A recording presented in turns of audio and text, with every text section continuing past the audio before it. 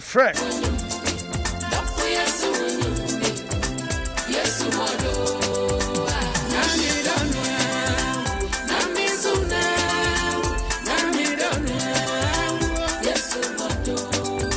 Ebusia Jackson in Cape Coast.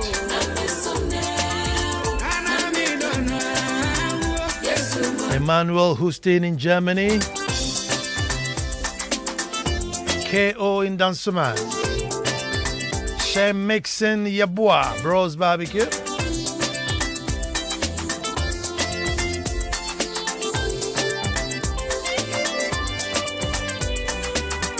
Charles of Osunsia. Laurentia's in Nungwa. Tetewayo Samson.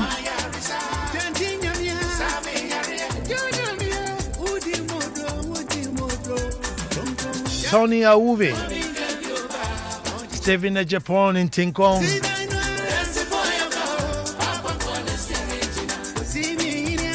Rita Yoku, there you are.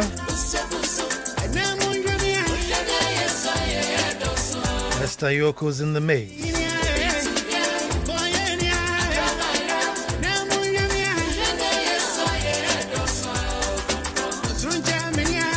Lawyer Martin Pebu, good evening.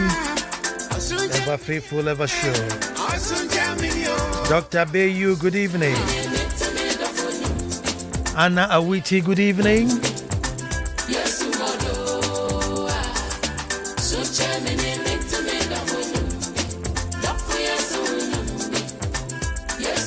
Community 16 Lashibi. Senika Awuli. Walanyo is here too.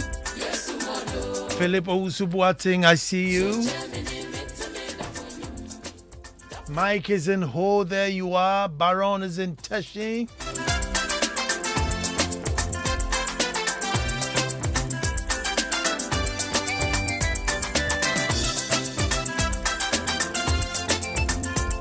Kwame Frimpong Opoku from Ahafu, Kenya, my own brother.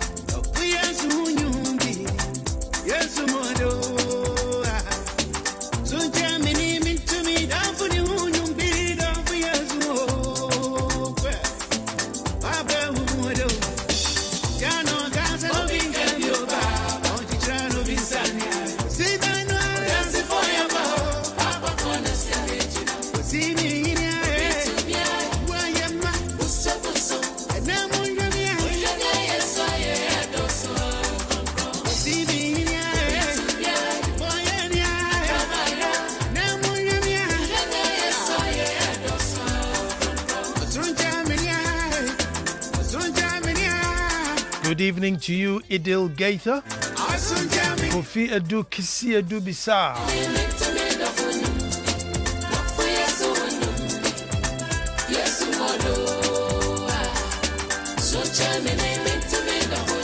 Please, this is Hyde from Westland. I am back in Ghana.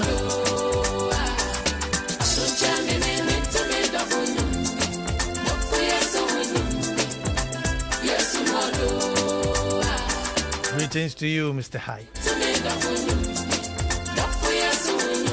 Alfred Naza, there you are.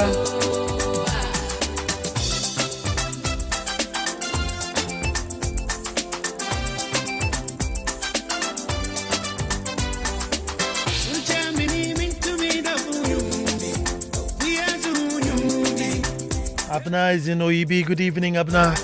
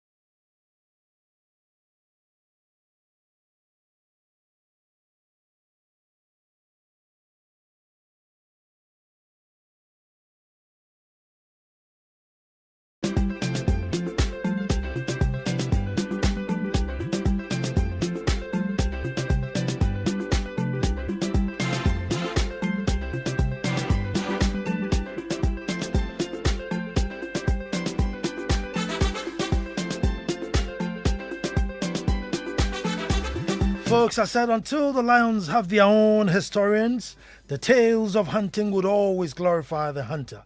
Hello and welcome to the most opinionated hour on radio and the nation's thought-provoking hour. I am Ansah, Kwao, the fourth chief of the Little Republic of Akwemu Edumasan. Welcome to the most significant ritual on radio. I call that my opinion. And by now, as usual, all the patrons are gathered and seated to make truth good. Our topic today is slaves to cement. Slaves to cement.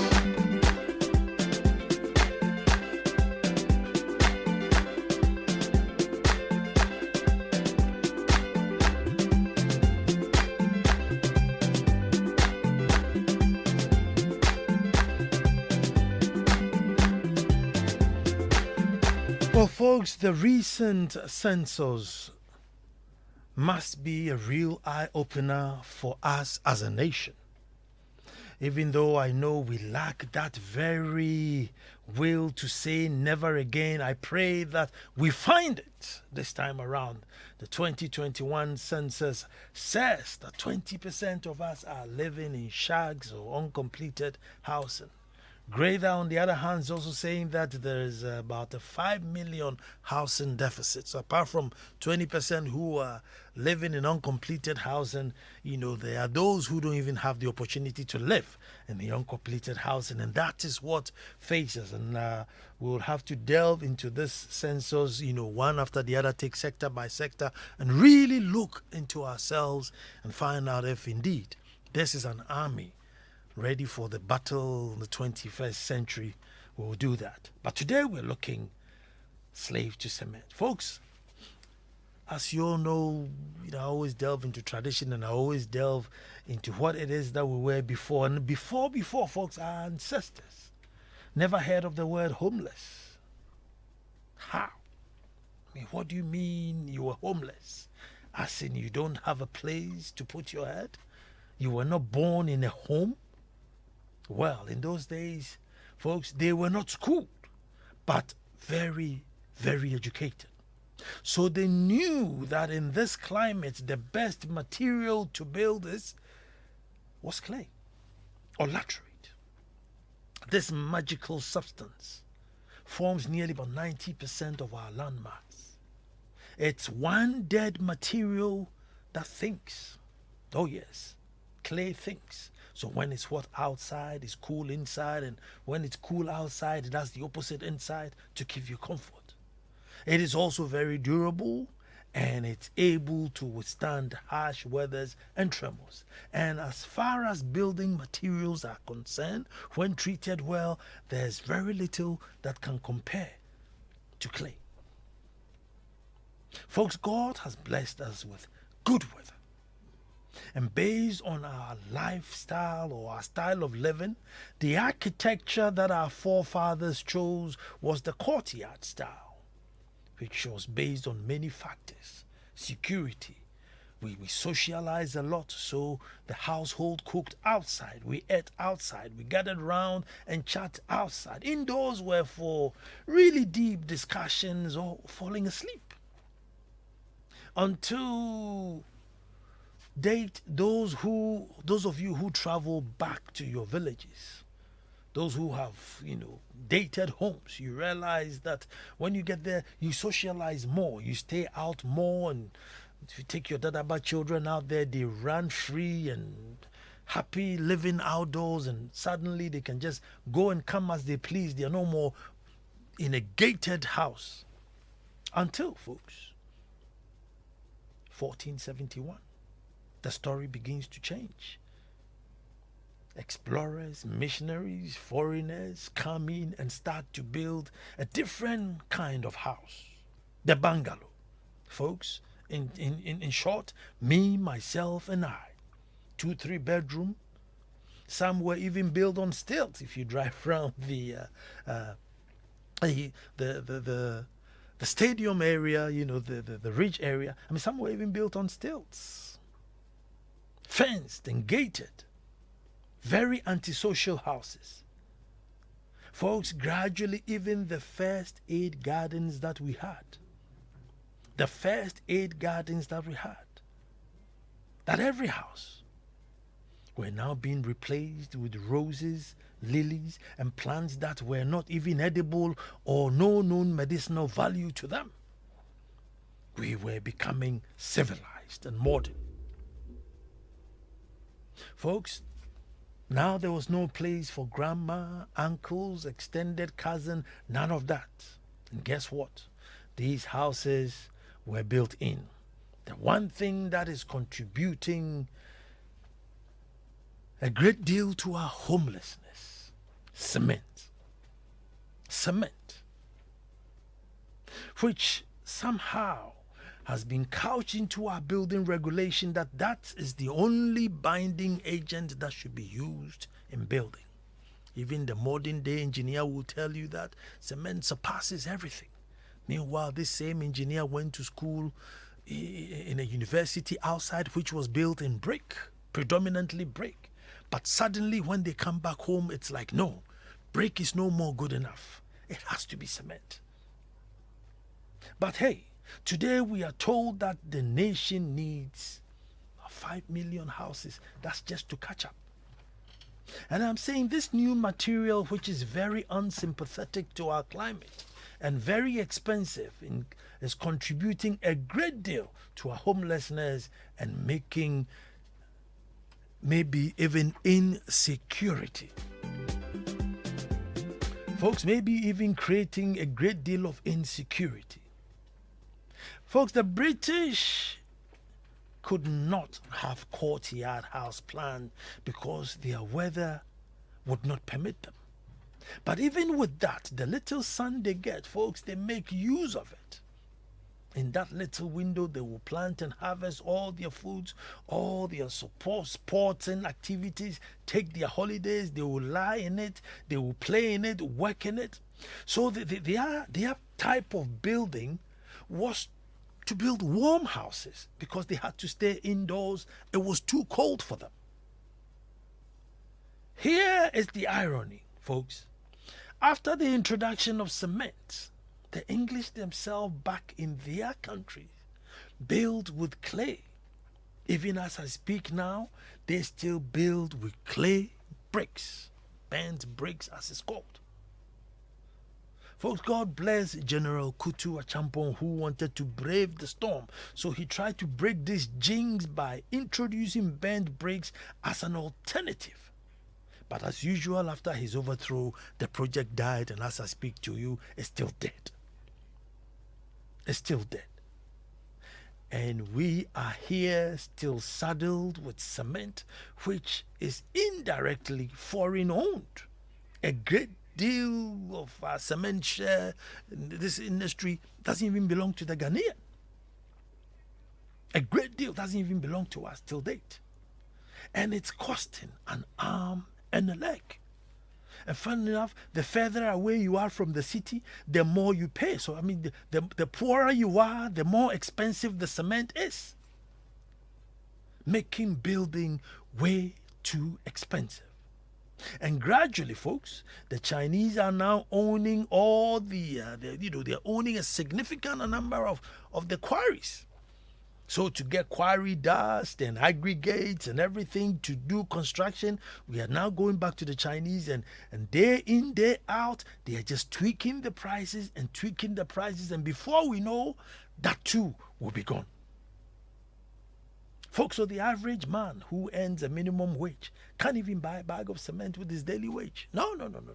Probably need to work a whole week to buy a bag of cement. Folks, even governments with their might are struggling to build because the aggregates and things to build are just too expensive. And so citizens sleep outside on the floor. Children sleep outside on the floor, and I'm talking huge numbers. Folks, statistics by the social services in 2010, in Accra alone, they had 63,000 children. That's 2010. God knows what the numbers are today, because there isn't a decent place for them to live. There isn't a decent place for them to live. Folks, I hate promoting foreign goods. I don't like producing foreign goods. But on this occasion, folks, I am begging you, for the sake of people sleeping outside, for the sake of uncontrollable rent, for the sake of pricing the real estate out of control, for the sake of development deficit in the country, I'm saying, I beg you, let me promote it for once. Because if we are adamant that there is no way we will use clay or laterite or go back to it, then I'm saying that open the floodgate. Folks, China, oh yes, China, and please allow me. And my little research tell me that you can get cement much, much, much cheaper. So waive the tariffs and flood the market.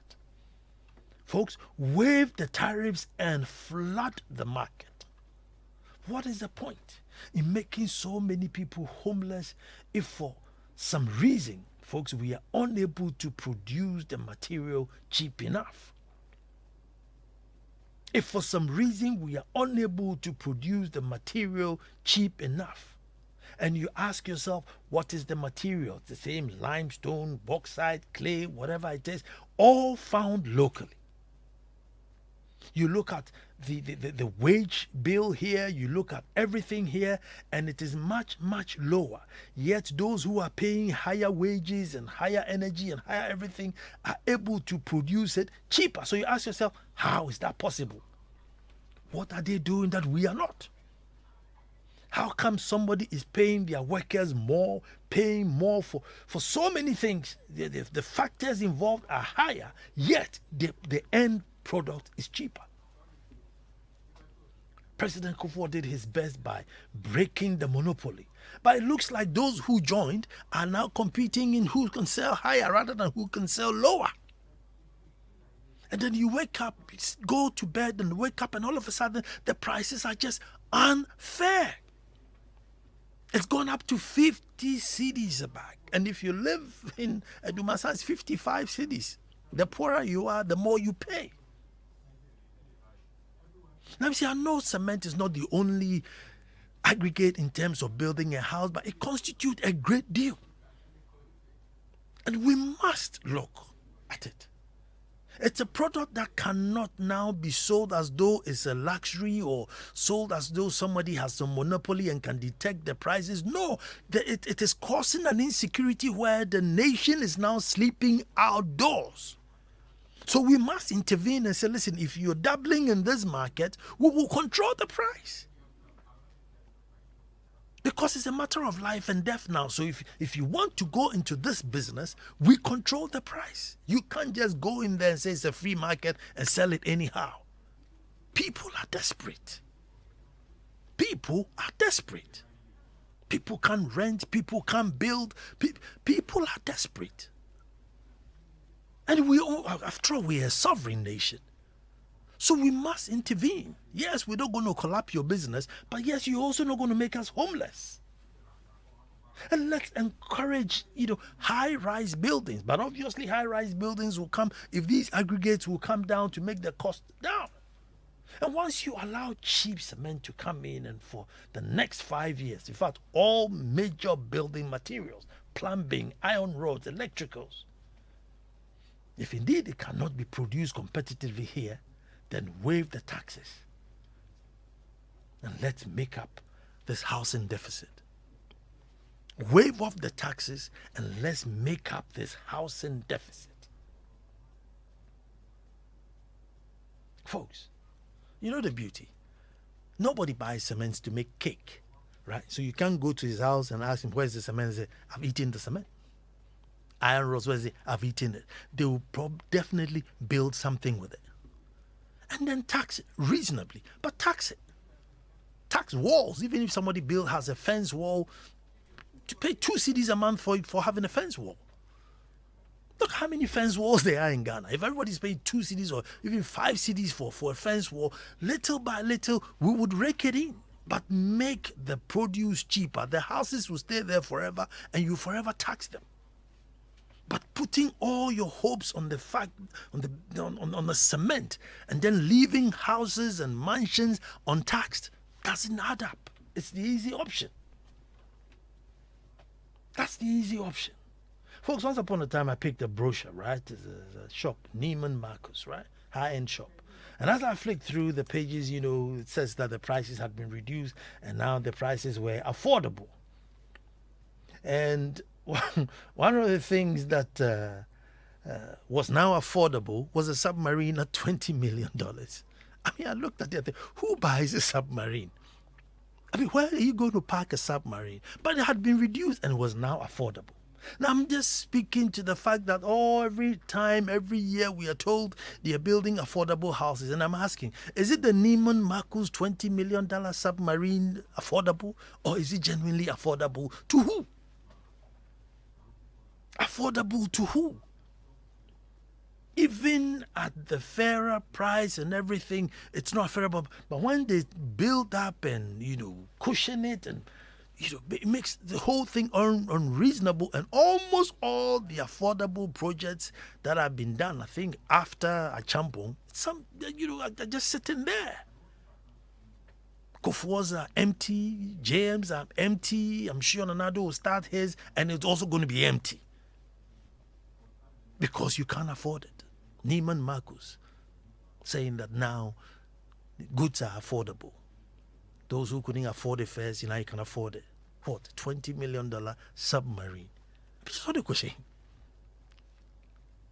So when they say affordable, we must be very careful. We must be very careful, folks. Because the people who are sleeping in front of shops in Newtown, can they afford it? Can they afford it? How many thousands will sleep rough before we wake up? Now, what is it that makes us so enslaved to foreign ideas or foreign solutions that we would rather deny a roof over the head of a fellow citizen? The stakes are high, folks. And this one, let's not let this innovation make us homeless. Let us not let this innovation make us homeless. But I'm saying, if we are adamant that we are not going to change by hook or crook, for us it's cement or die, then I'm saying flood the market. Folks, flood it so that people can build at the considerable prices. Plumbing materials, electrical sockets, switches, flood the market. But by all means, plan well so people build where they're supposed to build, and go there on a monthly basis and collect taxes. I'm saying even fence wall tax. If everybody's just paying 10 cedis a month or 10 cedis a quarter, whatever it is, just for having a fence wall. If you've paved your house, go into the house. If they've paved it, for every square meter that you've paved is 5 pence. Look, those bits and pieces and bits and pieces and bits and pieces, right, would add up and will make a money. But allow them to build. You'll probably even encourage people to green more rather than pave more, which is causing too much, flooding, because we've paved everywhere and the ground can't soak up anything. But we seem to tie this rope round our neck and we are pulling it ourselves. And the very people who are selling cement to us are building with burnt bricks. The very people who are building our cement industry are building their clay industry. And we are here sitting on clay dying. Yes, if you're going to build a 20-story building, fine. Maybe you can do it with clay. But not every house is a 20-story building. So just as we have put in the regulation to say use cement as the only binding agent, go and change it and say 80% of your house should be made out of clay. Let the industry start. Those with the ovens to bake the bricks, whatever it is, let it start. Flood the market. plan the towns, plan the cities, and by all means go back and collect your taxes for all these buildings. And I know by now you also want to talk to me.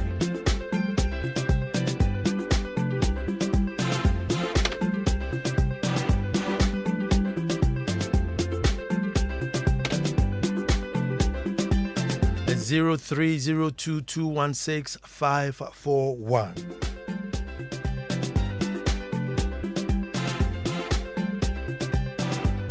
0302216541.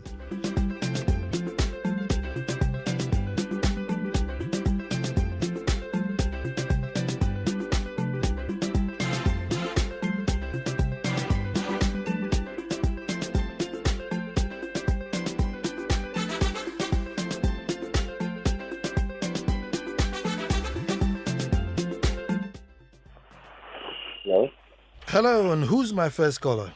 Nana. Yes, sir. Okay. I'm Nana. I'm also Nana. Good. So your son. Your first son. Let me hear you, man. Okay. And also, what you're saying is really true. Me, see, some of these things is how we build a nation. We start from scratch and we build on it. But you see, when it comes to collecting of money, taxing or anything, I don't trust these people. Because Kakama already on the crowd, how much more we are taking more? Well, that's it. And I ask them, this housing thing, if we have a company here or wherever it is, that is remodifying clay into building, that will be affordable. And now why not? All of us will buy into the idea. See, me, if I use myself as a testimony, where I was paying, it got to a point, my rent was due. Me too, I wasn't getting money to pay. So my landlord offered me an option. He said, look, you're a young gentleman. You are now coming. And how much are you even earning from your workplace to be paying me rent every 2 years? And it's not even a small amount of money I'm paying. So he offered me an option.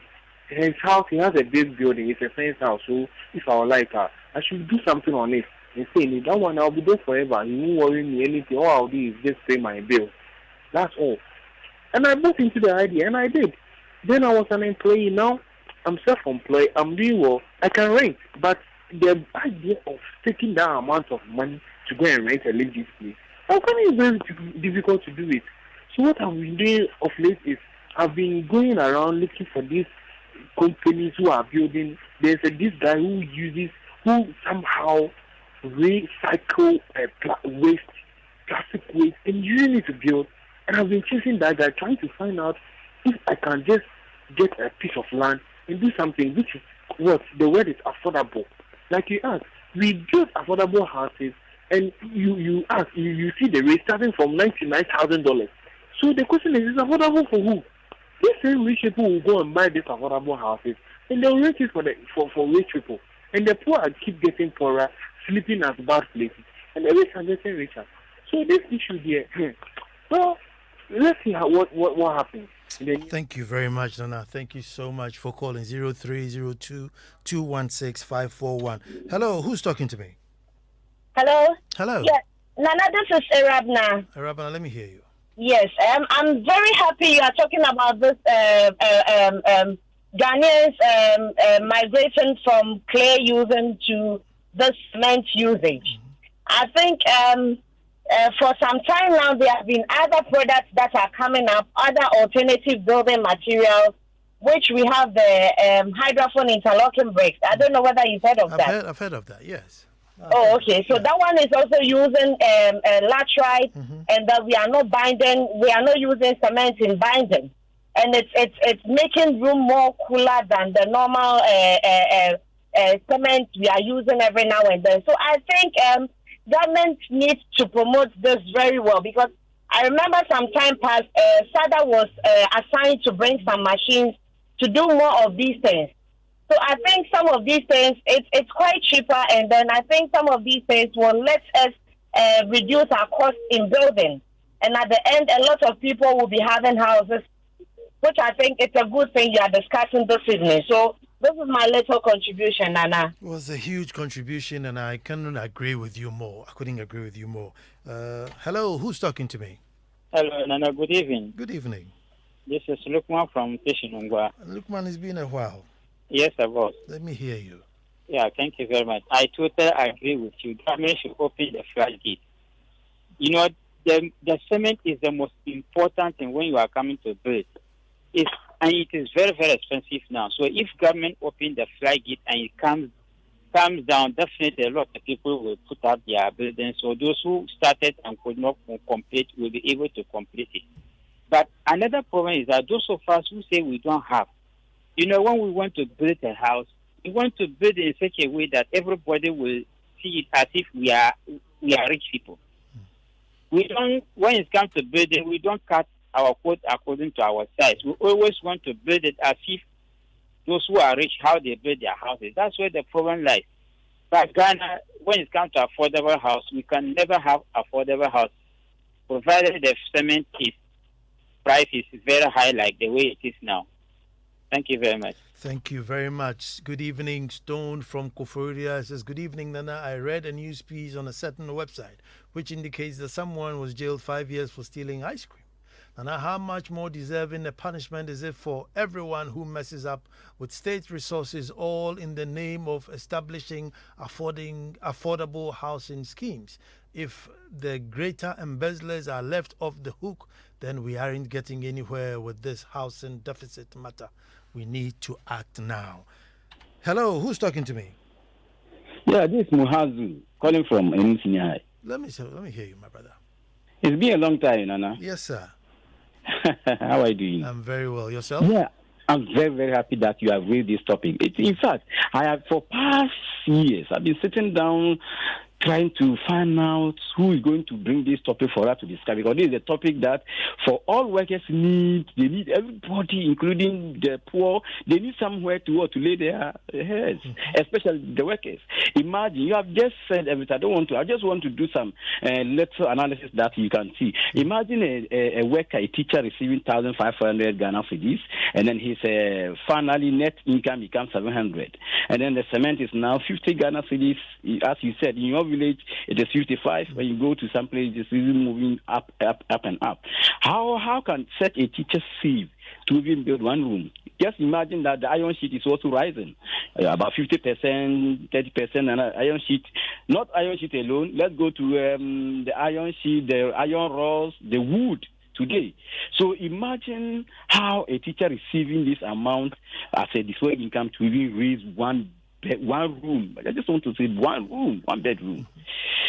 After serving this nation, and you are going to have a room, it is very something that we need to come and then look at it. Because when people are saying affordable to who? When they are mentioning affordable houses, sometimes I sat down and said, no, affordable to some people, but not some people too. I mean, meanwhile, we are all serving Ghana. So what you are saying is very important. Government should come, government should look at it, everybody should talk about it, so that at least we can have alternative way of what using these resources. If the cement is not there, what do we have to do? Otherwise, it's not easy. Look at somebody working receiving 4%, and then things are moving in this direction. I went to a village and then I tried to find out how they can even build. So people have been stopping using even the so-called cement. They want to use this mud. Meanwhile, we have gone far away from that. So I have been thinking of this. How can somebody work for 30 good years, and how can without even putting on one bedroom to sleep? Thank you very much, sir. Thank you very much. Good evening, Nana. It's very serious. The rate at which cement price is going up each day is worrying. But still, people can't pay for rent and are sleeping in front of shops. What kind of future are we building for our children? God have mercy. Kweku Danso Kranting in Dowenya. Hello, who's on the phone? Hello? Yes, sir. Who's on the phone? My name is Neokan. Neokan, let me hear you. Yeah, Nana. Mm-hmm. I think this housing building houses and accommodation in Ghana, okay, it's been a very, very difficult issue that has been flux here and there. But then, Nana, if we will think a little bit of the hardcore, I think we will be a bit innovative and think just outside the concept of building whether it is by cement or by concrete bricks or whatever it is, and then rather think about improving the transportation system. And you know that in certain countries, people travel longer distance, okay, than from the north to the southern part of Ghana to go to work every day. Mm-hmm. Mm-hmm. Would you agree with me? Yeah, of course I agree with you. Good. So if you have land in Edumasa, in fact, the number one problem of building is land. It's land. Accra is going through all that we are going through because of land. If we were building in the north, okay, even if we use cement, our cost of building will be low. You get my point? So that if we develop railway system, and today there are today, I don't say today, but they've been there ever since time memorial. The Transrapid in Germany, bullet trains in London, and you know it, the tubes. Okay, if we have trains that are fast, okay, that could travel distances. I would like to live in the north and come to work in Accra. Why should I necessarily stay in Accra? Why should everybody stay in Accra? The Greater Accra population is the most in the whole of this country. Why? Greater Accra is the smallest region in the whole country. Gona Hafu, with all its massive land, has a population that probably you can count. Why? Why? I think we are not simply thinking out of the box. That is the problem. It is not concrete bricks nor cement. It is land. Land. Land. Nana, I thank you very much for that call. Thank you very much. 0302 216 541. Hello, who's talking to me? Hello, Nana. Yes, sir. This is Friday. Your own godson. Derek, let me hear you. Nana, I thank you for this issue. So the issue is, I don't want to even go back to the 1400s. But the sad irony of the whole thing is, are we thinking about our health? If my memory serves me well, asbestos, that's what we call this slate or something, or roofing, or aluminium roofing sheets. Now, let's come back home. Cement, like we all know, I challenge all our scientists, and especially Professor Alex Dodo, to come out. If cement helps, is giving us cancer and others. If my memory serves me well, though my grandmother comes from Pram, and one of my uncles set up this Ben bricks factory, like initially elaborated. That is the best way for us. I've traveled to New Zealand, Australia, and South Africa, and a few other countries in Africa.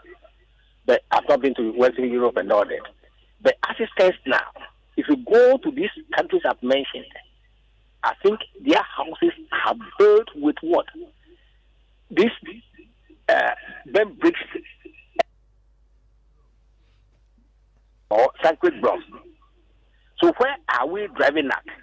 Are we killing ourselves by putting up cement blocks or concrete blocks? That's a big question, Derek, there. Asbestos, yes, I know many countries have completely banned asbestos because it has some cancer-causing agents. So, yes, asbestos.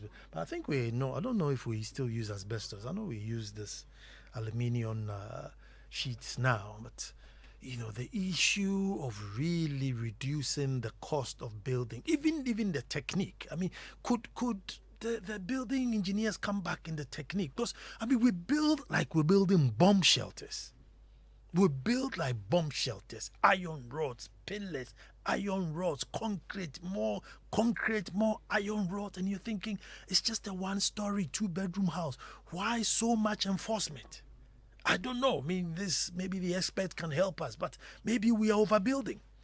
You travel to other countries, and then it's plaster boards here and there, plaster boards here and there, and they're surviving it.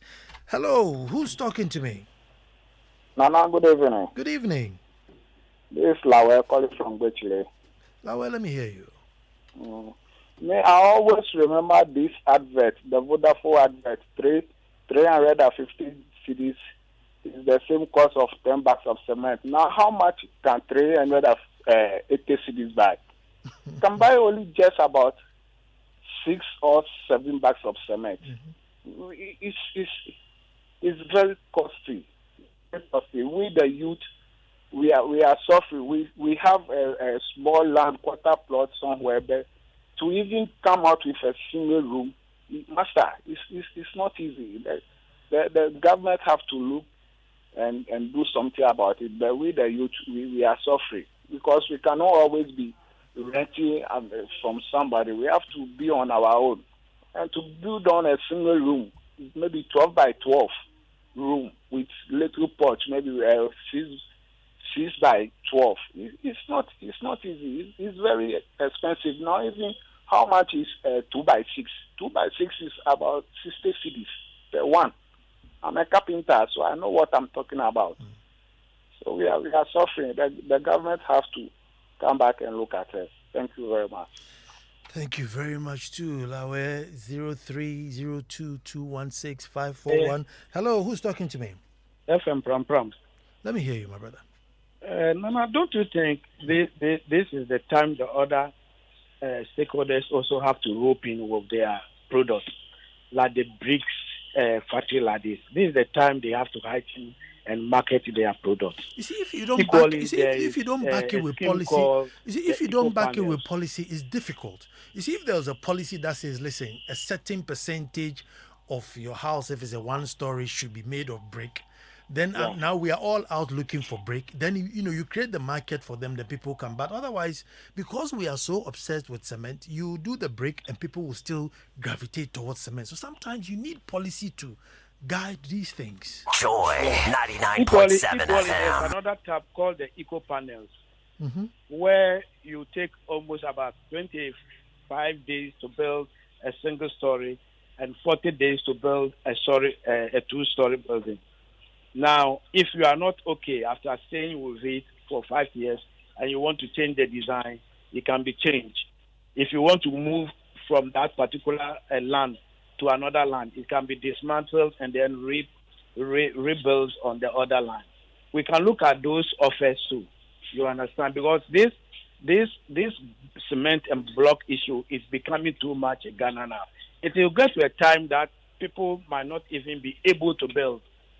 The youngsters who are coming, I don't see the future. Well, the time is actually here now. I wonder how many people will be able to build if you're a young person. Hello, who's talking to me?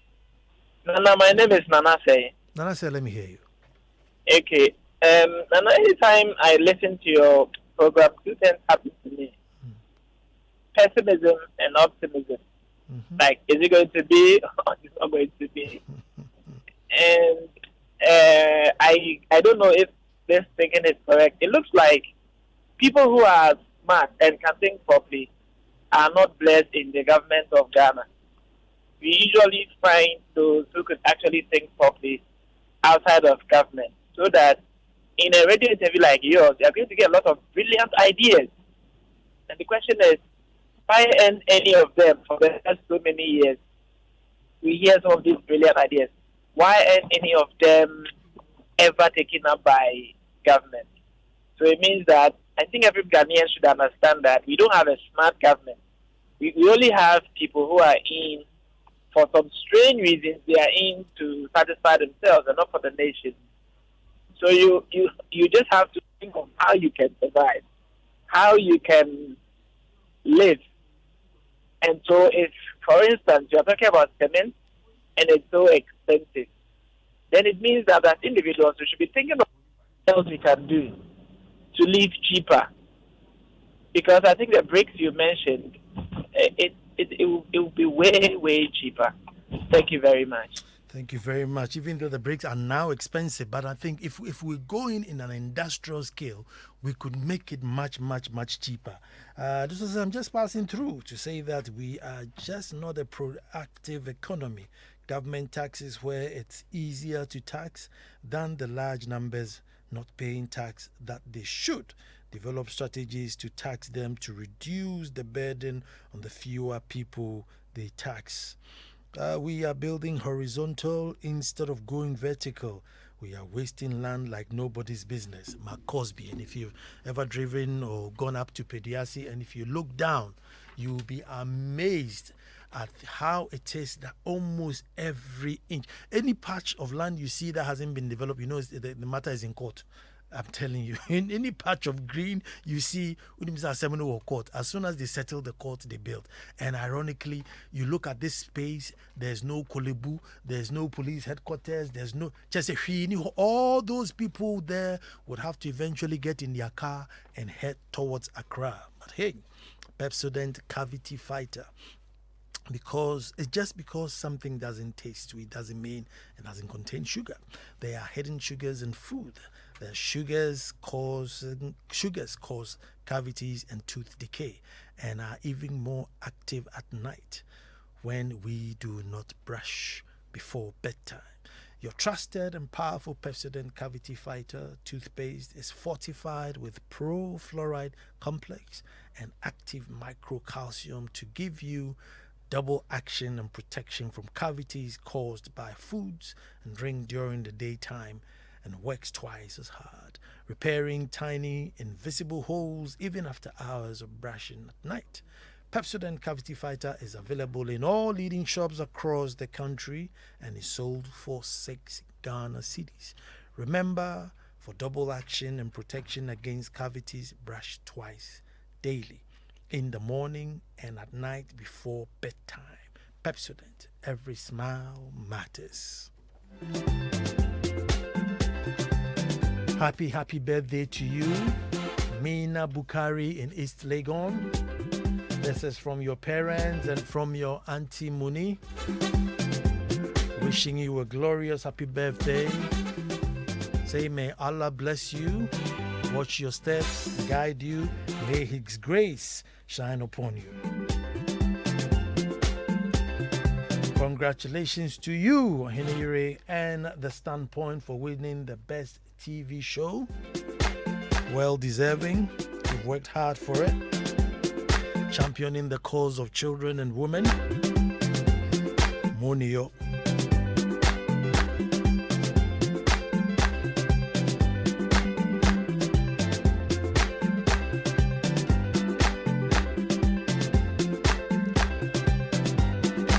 Maxwell Agbagba is on standby. Senior journalist.